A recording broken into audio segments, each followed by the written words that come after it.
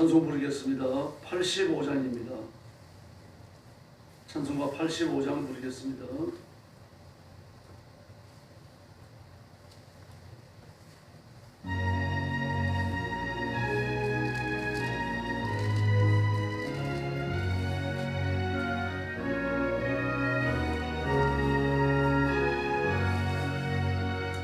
구주를 생각만 해도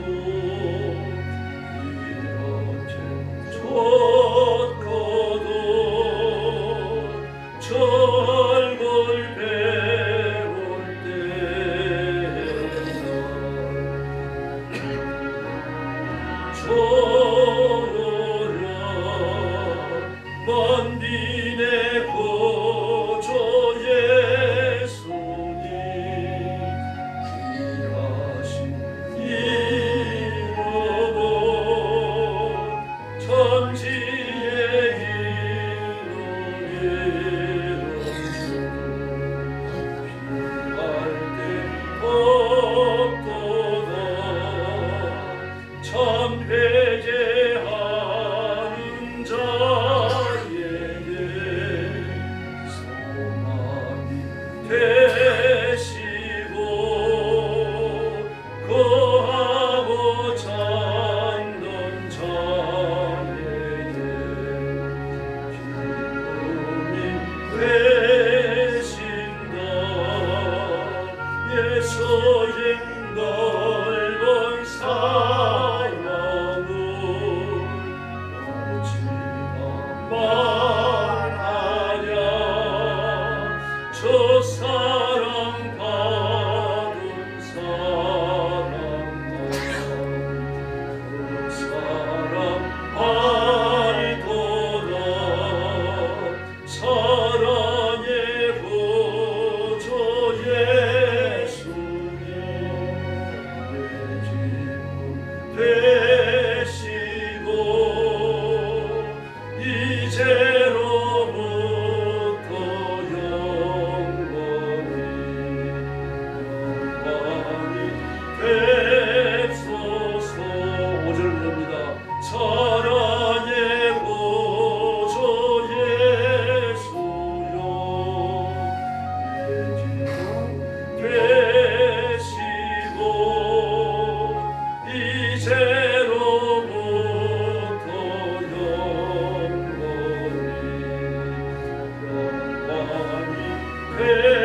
되소서. 아멘. 86장 부르겠습니다. 찬송가 86장입니다.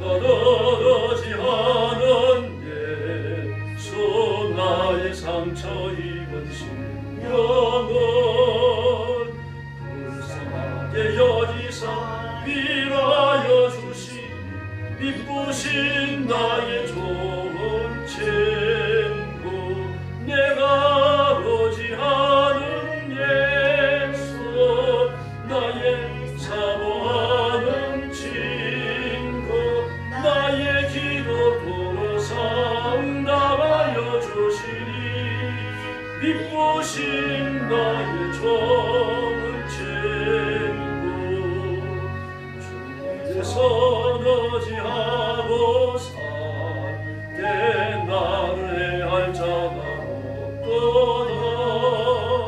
주 나의 마음을 크게 위로하시니 이쁘신 나의 좋은 친구 내가 의지하는 예수 나의 사모하는 친구 나의 기도 들어서 응답하여 주시니 이쁘신 나의 좋은 친구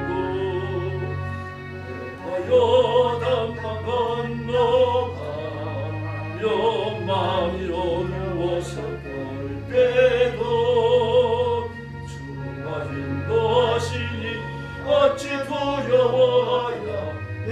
믿부신 나의 존재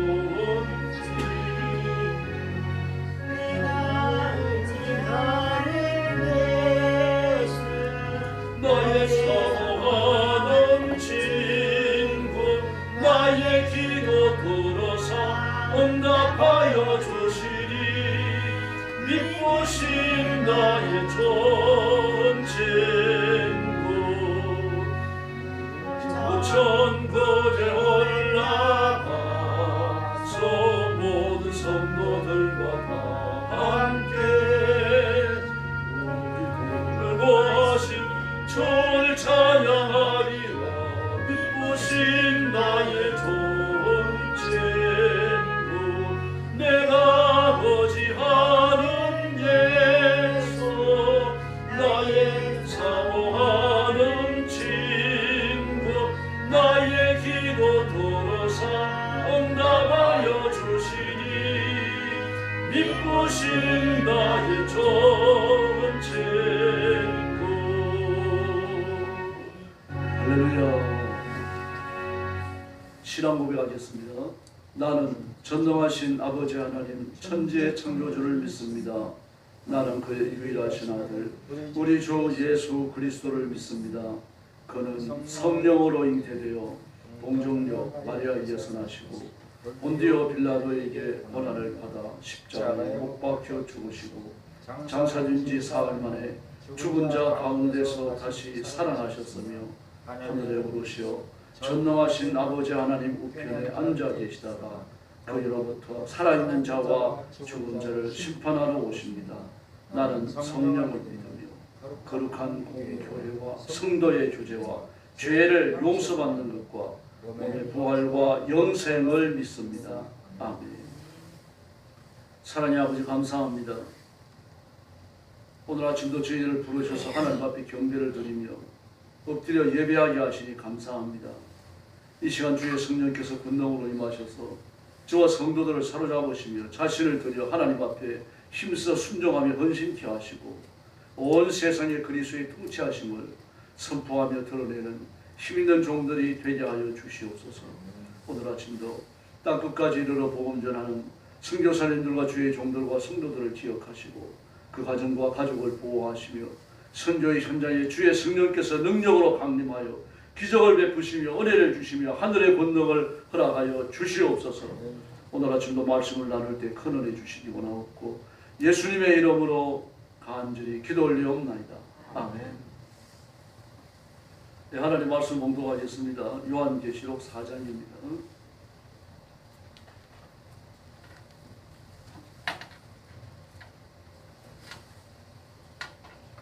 계시록 4장입니다. 1절 말씀부터 제가 먼저 기도합니다. 2일 후에 내가 보니 하늘에 열린 문이 있는데 내가 들은 바 처음에 내게 말하던 나팔 소리 같은 그 음성이 이르되 이리로 올라오라. 이후에 마땅히 일어날 일들을 내가 내게 보이리라 하시더라. 내가 성령에 감동되었더니 보라 하늘에 보좌를 베풀었고 그 보좌 위에 앉으신 이가 있는데 앉으신 이의 모양이 벽옥과 흑보석 같고 또 무지개가 있어 보좌에 둘렀는데 그 모양이 녹보석 같더라. 또 보좌에 둘러 24 보좌들이 있고 그 보좌들 위에 24 장로들이 흰 옷을 입고 머리에 금관을 쓰고 앉았더라. 보좌로부터 번개와 음성과 우레소리가 나고 보좌 앞에 켠 등꽃 7이 있으니 이는 하나님의 7 영이라. 보좌 앞에 수정과 같은 유리 바다가 있고 보좌 가운데와 보좌 주위에 4 생물이 있는데 앞뒤에 눈들이 가득하더라. 그 첫째 생물은 사자 같고 그 둘째 생물은 송아지 같고 그 셋째 생물은 얼굴이 사람 같고 그 넷째 생물은 날아가는 독수리 같은데 네 생물은 각각 6날개를 가졌고 그 안과 주위에는 눈들이 가득하더라. 그들이 밤낮 쉬지 않고 이르기를 거룩하다 거룩하다 거룩하다 주 하나님 곧 전능하신 이여 전에도 계셨고 이제도 계시고 장차 오실이시라 하고 그 생물들이 보좌에 앉으사 세세토록 살아계시는 이에게 영광과 존귀와 감사를 돌릴 때에 20자 장로들이 보좌에 앉으신 이 앞에 엎드려 세세토록 살아계시는 이에게 경배하고 자기의 간을 보좌 앞에 드리며 11절 같이 보겠습니다. 우리 주 하나님이여 영광과 존귀와 권능을 받으시는 것이 합당하오니 주께서 만물을 지으신지라 만물이 주의 뜻대로 있고 또 지으심을 받았나이다 하더라. 아멘. 이 환상이 천국으로 옮겨졌고 그리고 하나님의 보좌에 대한 환상이 베풀어지고 있습니다. 그 뒤에 그랬습니다. 그 뒤에 그라고 하는 대명사는 이미 주어졌던 7 교회에 대한 계시를 말하죠. 7 교회에 대한 계시가 끝난 후에 하늘문이 열리고 하나님의 음성이 들립니다. 이리로 오너라. 이리로 올라오너라. 그리고 앞으로 되어질 일을 너희 보이겠다. 그러면서 하나님의 보좌에 관한 환상이 펼쳐집니다. 그래서 계시록 4장은 하나님의 보좌에 관한 환상이 집중적으로 다루어집니다. 지금까지는 이미 일어난 일과 지금 되어지고 있는 일 두 가지를 다뤘죠. 1장부터 3장까지는 그 주된 역사의 무대에서 초대된 사람들은 초대된 것은 7 교회입니다. 로마령 아시아에서 하나님의 교회가 7 교회만 있었던 것은 아니지만 그 7 교회가 선택되어졌고 그들을 통해서 이미 일어난 일과 지금 일어나고 있는 일들을 보여주셨습니다. 그 다음에 이제 오늘 1절에서 이야기하는 것처럼 이 뒤에 일어날 일을 너희 보이겠다. 계시록 1장 19절에서 말씀하시죠. 이미 일어난 일과 일어나고 있는 일과 앞으로 장차 일어날 일을 너한테 보여주겠다고 말씀하셨죠. 바로 그 마지막 앞으로 되어질 일 미래에 관한 사건을 보여주십니다. 그러면서 곧 성령에 사로잡힙니다. 음성이 들리면서 성령에게 사로잡혔어요. 근데 이건 이제 환상이 들어가는 겁니다. 엑스타시에 빠진 거죠. 황홀경입니다. 이때가 이렇게 되어지면은 그 엑스타시에 빠지는 사람, 성령께 강력히 붙들려 가지고 황홀경에 빠지는 사람은 육신의 자유를 상실합니다. 그럼 이지는 살아있죠. 옛날에 입신했다 그러잖아요. 입신했다. 사람들 보셨죠. 입신해가지고 막 그 의자 밑에 이렇게 누워 있는 사람도 있고 막 그랬습니다만 죽었다 살아났다 그러는데 그 거짓말이고요. 입신에 관한 그 상황을 잘 몰라서 그런 겁니다. 의식이 다 있어요. 그래서 입신에 있다고 하지만 대화 나누면 대화가 돼요. 그런 사람들. 물어보면 대답합니다. 너 뭐 보고 있느냐? 너 어디 있느냐? 그러면 대화가 돼요. 그러나 육신의 자유가 전적으로 봉쇄됩니다. 손발 하나 까딱하지 못하고 움직이고 진짜 죽은 사람처럼 못 움직입니다. 그러니까 막 입신한 사람들을 보고 죽었다라고 말했던 것 같아요. 그런 상태입니다. 지금 요한 사도께서 그런 상태에 성령이 강력히 붙들립니다. 육신의 모든 자유는 봉쇄됩니다. 그런 이지는 살아있어요. 느낄 수 있고 깨달을 수 있고 듣는 음성들을 정리하고 논리적으로 파악할 수 있습니다. 그러면서 환상이 열립니다. 하늘에 보좌가 하나 놓였어요. 보좌가 베풀어졌다 그랬죠. 놓였다. 그리고 보좌에 한 분이 앉아 계십니다. 그분이 하나님이시죠. 하나님 모습을 보니까 3절 말씀에서요. 그 모습이 벽옥 같고 홍옥 같고 비추옥 같다. 녹옥과 같다. 비추옥과 같다. 벽옥은 다이아몬드를 말하고 홍옥은 루비고요. 그리고 비추옥, 녹옥은 에메랄드를 말합니다. 그리고 다이아몬드와 루비와 에메랄드, 뭐 지금도 전부 다 보석입니다.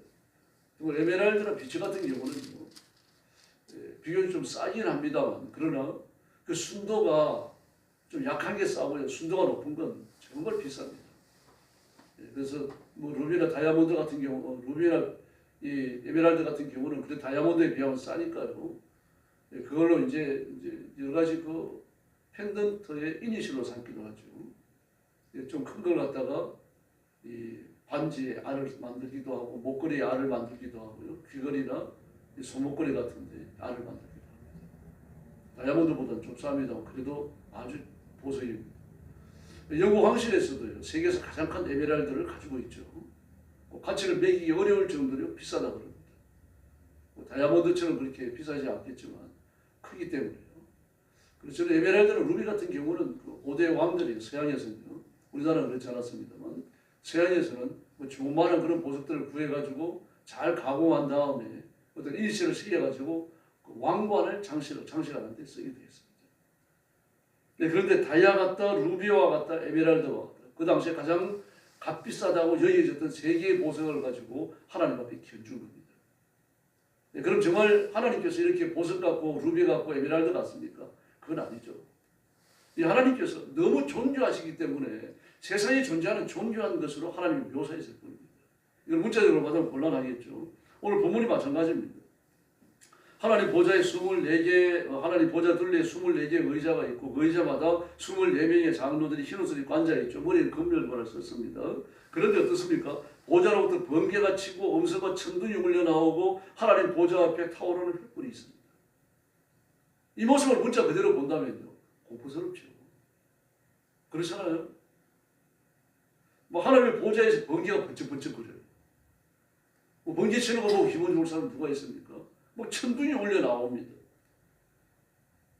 겨울에도 천둥 치고 그러니까 요즘 눈 올 때 그랬죠. 풀 올 때 막 여성 병장이 치더라고요. 우르르 그러더니 막 번개가 번쩍거리고 막 그 병장이 치고 뭐 별로 기분 안 좋습니다. 그걸 보면서 기분 좋을 사람은 아무도 없어요. 저는 그 뭐 번개라든지 또 천둥에 대해 가지고 좀 심리가 약한 사람이 있습니다.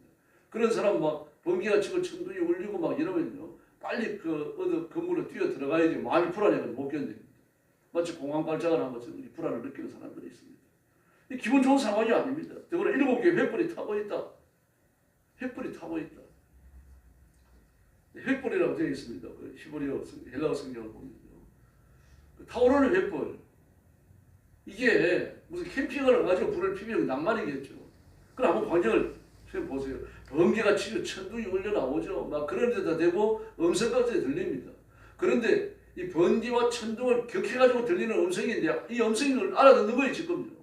그리고 얼마나 공부스러워. 여기다 이렇게 횃불이 불타고 있어요. 결코 기분 좋은 묘사가 아닙니다. 그런데 이렇게밖에 묘사할 수 없는 건요, 천국은 우리가 체험하는 장소가 아닙니다. 무슨 돈 내고 뭐 비행기 타고 갔다 올 수 있는 그런 데가 아닙니다. 옛날 그 아이들이 부르던 노래에 보면 뭐 저 별들 사이에 천국을 짓고 뭐 이런 묘사가 나옵니다. 농담치 않은 묘사죠. 하나님의 천국이 별들 사이에 있는 것도 아니고요, 지옥이 땅 속에 있는 것도 아닙니다. 예수님이 이 땅 위에 재림하시기 직전에 우리가 눈으로 보는 이 모든 우주는 사라져 없어집니다. 체질이 뜨거운 불에 풀어지는 것처럼 말이죠. 그게 녹아져서 없어집니다. 하늘도 두루마리처럼 말려서 떠나간다 그러잖아요. 자연계의 대격변이라고 말할 수 있는데 대격변 정도가 아니라 아예 없어져요. 이런 데 살고 있는 사람들은 우리라는 말입니다.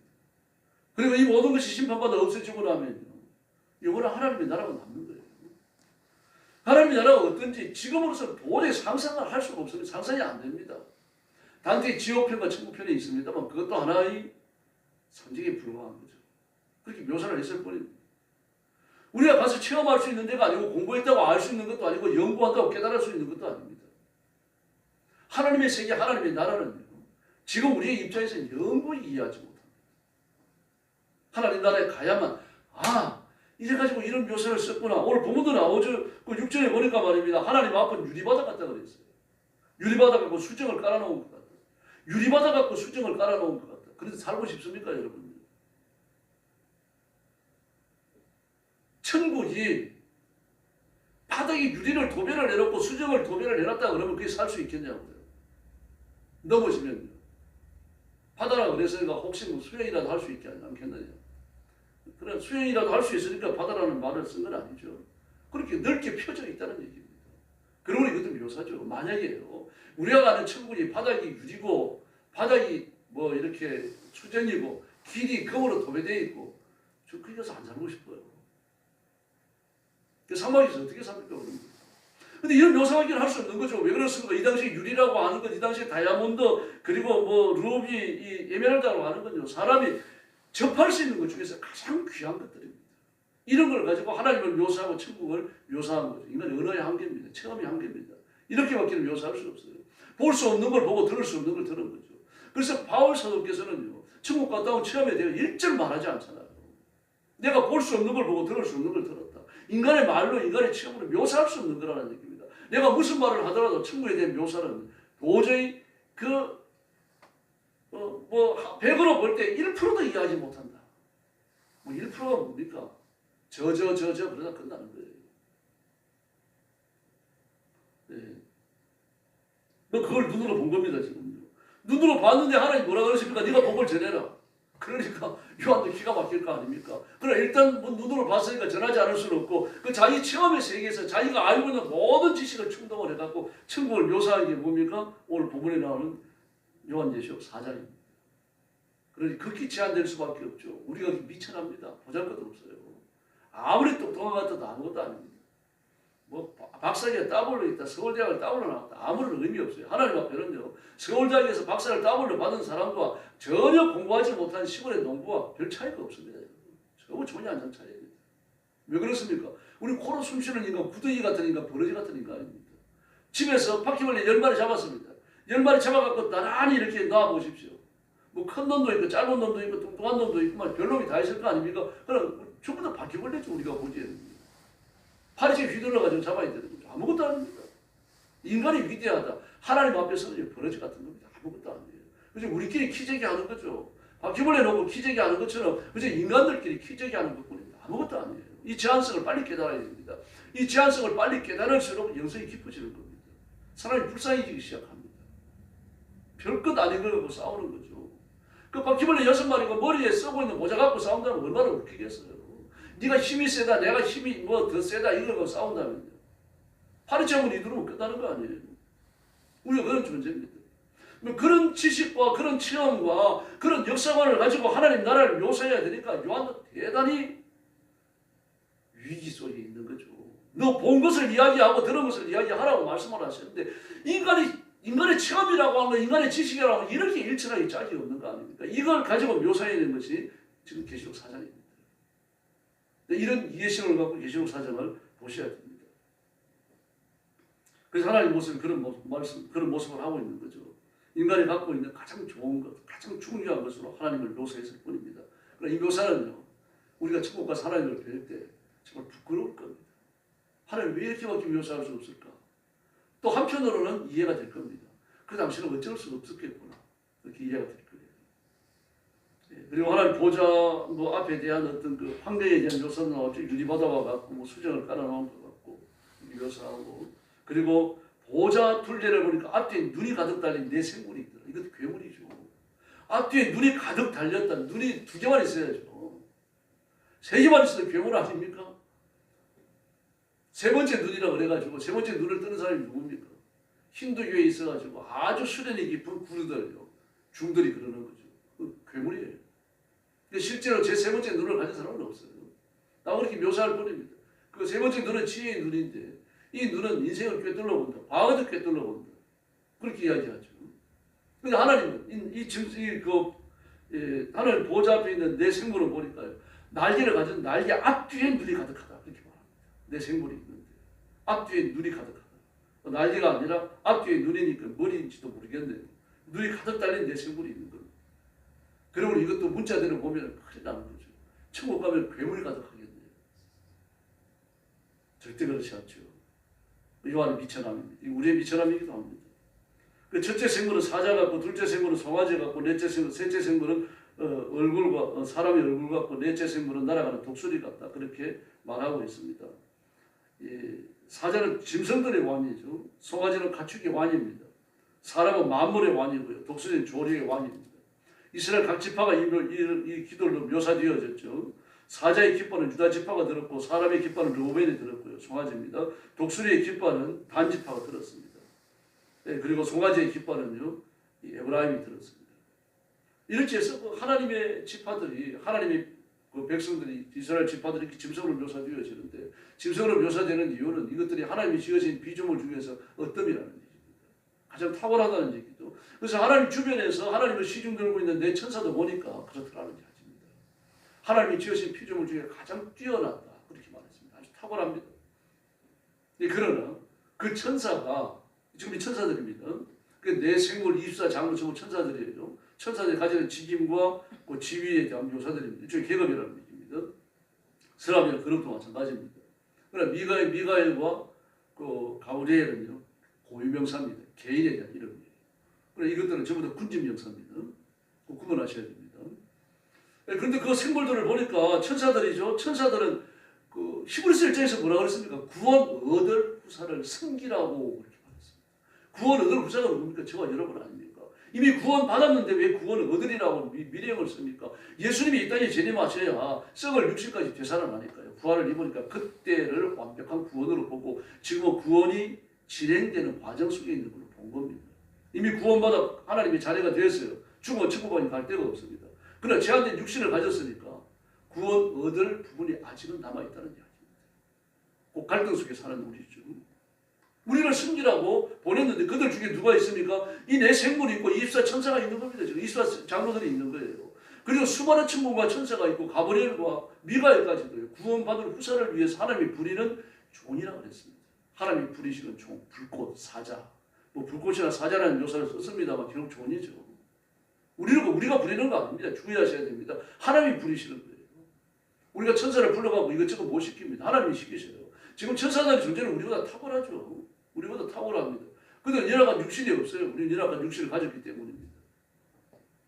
그러나 그들도 역시 구원받을 후사를 위해서 하나님이 쓰신다는 이야기입니다. 그러므로 하나님께서 지어놓으신 모든 것이 구원 얻을 후사에게 집중되어져 있습니다. 이걸 보면요, 저와 여러분이 하나님 앞에 얼마나 큰 사랑을 받고 있는지 이해할 수가 있습니다. 이런 사랑을 누가 받습니까? 우리가 아이를 낳고 나면 온 집안 식구들이 아이에게 집중되어지죠. 그 아이를 돌봅니다. 뭐 생일이라도 오면 말입니다. 그 뭐 언니, 오빠, 뭐 주변에 있는 사람들이 이 선물 사다 주고 저 선물 사다 주고 그렇게 하는 이유는 아이를 사랑하기 때문이죠. 그 옆집 애가 생일이 왔다 그래가지고 누가 그렇게 돌봅니까? 나는 내 새끼니까 내가 돌보는 거죠. 내 가족이고 내 동생이고 이러니까 내 가족이 돌보는 거예요. 마찬가지입니다. 하나님께서요. 하나님이 가지신 모든 것, 그 무한하신 소유, 그것을 하나님의 자녀들, 구원하는 후사들을 돌보는데 쓰신다는 사실입니다. 이걸 믿고 기억하시고 하나님을 의지하시기를 바랍니다. 이 땅에는 우리가 마음을 둘 것도 의지할 것도 인생을 걸 것도 아무것도 없습니다. 다 없어지는 것들입니다. 물질도 건강도 좋은 옷도 좋은 집도 이 땅에서는 필요한 것이고 잠시 필요한 것이지 의미가 없어요. 이걸 깨닫고 나니까 아브라함은 어땠습니까? 그런데 집에서 기르는 보디가드가 318명이었지만 집 안 지었습니다. 천막에 살았어요. 하나님 나라에 가서 살 영원한 나라를 바라보니까 집에서 이 땅에 집 짓는 게 시시했다는 얘기입니다. 뭘 어떻게 짓더라도 하나님 나라에 가서 사는 삶의 조건에 비해 보면 아무것도 아니라는 얘기죠. 아브라함이 그러니까 영성이 아주 깊은 분이었습니다. 더구나 내 생물을 보니까 날개를 6가졌죠. 날개를 6가진 걸 보니까 에스겔에 나오는 서랍이 생각나죠. 서랍에 날개가 6이었잖아요. 둘로는 얼굴을 가리고 둘로는 발을 가리고 둘로는 날았다라고 말합니다. 그리고 창화하면서 하나님을 찬양했죠. 걸어가다 걸어가다 걸어가다 보좌에 앉으시니라고 찬양. 오늘도 마찬가지입니다. 이 내 생물이 서랍인지 모르겠어요. 날개 6을 가졌고 날개 2대와 그 안에 또 눈이 가득 달려 있습니다. 예, 그리고 찬양을 하는데 걸어가시다 걸어가시다 걸어가시다 전능하신 분 주 하나님 전에도 계셨고 지금도 계시고 장차 오실 하나님하고 외칩니다. 그 에스겔에 나타나는 서랍들의 사역과 찬사와 비슷합니다. 서랍인지는 모르겠어요. 서랍에는 말을 안 쓰고 내 생물이라고 그렇게 말을 했습니다. 그래서 그 9절에 보니까 보좌에 앉으신 분께 그 생물들이 영광과 존귀와 감사를 드리고 있는데 또 보니까 24장로가 있습니다. 이 사람은 천사입니다. 예, 뭐 이스라엘 지파 중에서 24명이 가가지고 장로가 됐다 그런 상상을 하시면 안 되고요. 24장로는 천사들을 말합니다. 이 천사들이 어떻게 하고 있습니까? 이 찬양을 드리고 있죠. 보좌에 앉으신 분 앞에 엎드려서 그랬습니다. 엎드렸다가 하는 건요. 예, 그냥 부모셨다는 그런 뜻이 아니고 말 그대로 엎드린 겁니다. 다리와 팔을 쫙 펴고 얼굴을 땅에 대고 완전히 엎드린 거예요. 굴복을 말합니다. 항복을 말해요. 전쟁에 치고 나면은 진 나라의 왕이 이긴 나라의 왕 앞에 와가지고 이렇게 엎드립니다. 엎드리면 막 목을 밟죠. 목을 완이 밟아가지고 부러뜨리든지 아니면 그 전쟁을 지휘한 장수한테 명령합니다. 그 목을 밟아서 부러뜨리라. 그것이 죽는 거예요. 그래서 살려가지고 감옥에 가더라 그러면 그 감옥에 가두는 겁니다. 완이 처분이 있는 거죠. 엎드렸다가 하는 것은 하나님의 처분을 기다린다는 얘기입니다.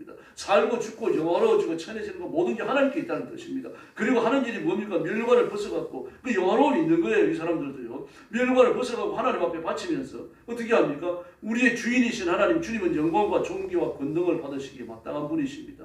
주님께서 만물을 창조하셨으니 만물은 주의 뜻을 따라 생겨났고 또 창조되었습니다. 이 외칩니다. 하나님이 창조에 대해서 찬양하고 있죠.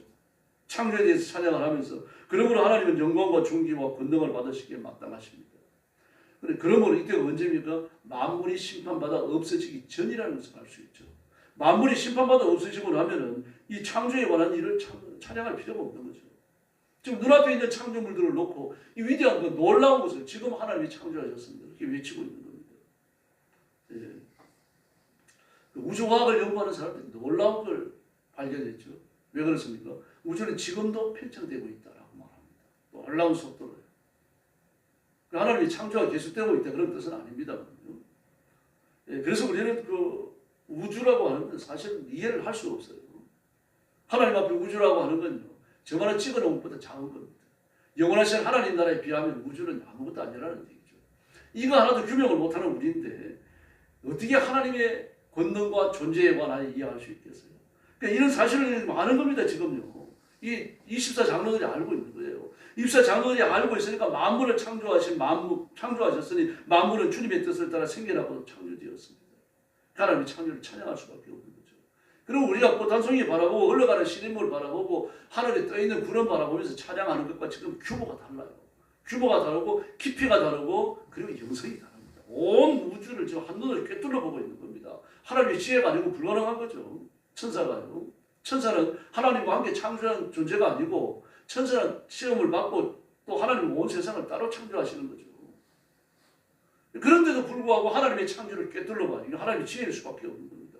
온 우주에 대한 그 놀라운 안목을 가지고서 이 하나님을 찬양하는 겁니다. 이렇게 크신 하나님을 찬양합니다. 이게 사실 우리가 드려야 될 찬양이죠. 근데 우리는 이 창조 세계에 관해서 아는 게 너무 없습니다. 너무 없으니까 하는 소리가 뭡니까? 세상은 진화로 생겨났다. 생물 하나에서, 세포 하나에서 온 세상 만물, 그 복잡한 세포들이 생겨나오고 마침내 원숭이를 거쳐가고 인간이 됐다. 그딴 소리를 하는 겁니다. 물고기가 나와갖고 뭐 공룡이 되고 공룡이 또 발달해가지고 날개가 나오면서 새가 됐다. 이딴 소리를 하는 겁니다. 하나님의 창조에 대해서 몰라도 너무 모르는 거죠. 아는 게 하나도 없으면서 아마 팍팍 쓰고 있는 겁니다. 다윈이 얘기했잖아요. 진화론은 태제가 아니라 히포테제다. 다시 말해서 실제가 아니라 가설이다. 다윈이 얘기한 거 아닙니까? 다윈의 학설을 주장하는 사람들도 다윈만큼도 지금 영성이 없는 거예요. 그리고 어쨌든 우리가 눈으로 보이는 세계, 보이지 않는 세계 모든 것을 하나님이 지으셨고 주인이신 줄로 믿습니다. 그리고 오늘 보좌 앞에 엎드려가지고 하나님 앞에 찬양과 찬사를 바치는 내 생물과 24장로들처럼요. 하나님을 예배하고 하나님을 높이는 것 외에는요. 우리 인생의 목적이 없습니다. 이게 최고의 목적입니다. 말 한마디를 해도 엎드려 기도해도 예배를 드려도 우리가 온 몸과 마음과 생각을 다 모아갖고 하나님 앞에 나와야 할 줄로 믿습니다. 이 직무를 하나님이 부르시는 그날까지 우리의 숨이 끊어지고 죽어서 천국에 이르는 그날까지 그 이후에도 충성스럽게 감당해야 할 줄로 믿습니다. 기도하겠습니다. 자비하신 아버지 하나님 감사합니다. 우리에게도 영안을 열어주시고 진리와 천국에 대한 깨달음을 주셔서 요한과 같이 천국에 관한 것, 하나님에 관한 것, 천사에 관한 이 계시로 인해서 우리 가슴이 뜨거워지고 설레고 그리고 우리의 영성이 더 깊어지는 경험을 하게 하여 주시옵소서. 세속적인 지식만 쌓여도 사람이 거들먹거리고 그것 때문에 만족하다고 말하는데 천국에 대한 지식이 쌓일 때 우리에게 어떤 변화가 일어나는지 체험하게 하여 주시옵소서. 그래서 하나님의 말씀을 부지런히 읽고 엎드려 기도하면서 더 큰 깨달음을 얻고 자신을 저서의 진리들 앞에 복종시키며 그리고 하나님 앞에 엎드린 내 생물과 24장로들과 같이 하나님을 찬양하며 찬사를 드리며 하나님 앞에 예배하기를 그치지 않는 우리 생활이 되게 하여 주시옵소서. 세상에 쫓기고 돈 벌어야 되고 감기에 걸려가지고 골골거릴지라도 우리의 모든 생각과 관심은 하나님께만 있게 하여 주시옵소서. 오늘 새벽부터 기도의 새 능력, 새 권능 부어주시기를 원하옵고 예수님의 이름으로 간절히 기도 올려옵나이다. 아멘. 주님 가르친 기도 드리겠습니다. 하늘에 계신 우리 아버지, 아버지의 이름을 거룩하게 하시며 아버지의 나라가 오게 하시며 아버지의 뜻이 하늘에서와 같이 땅에서도 이루어지게 하소서. 오늘 우리에게 일용할 양식을 주시고 우리가 우리에게 잘못한 사람을 용서하여 줄 것 같이 우리 죄를 용서하여 주시고 우리를 시험에 빠지지 않게 하시고 악에서 구하소서.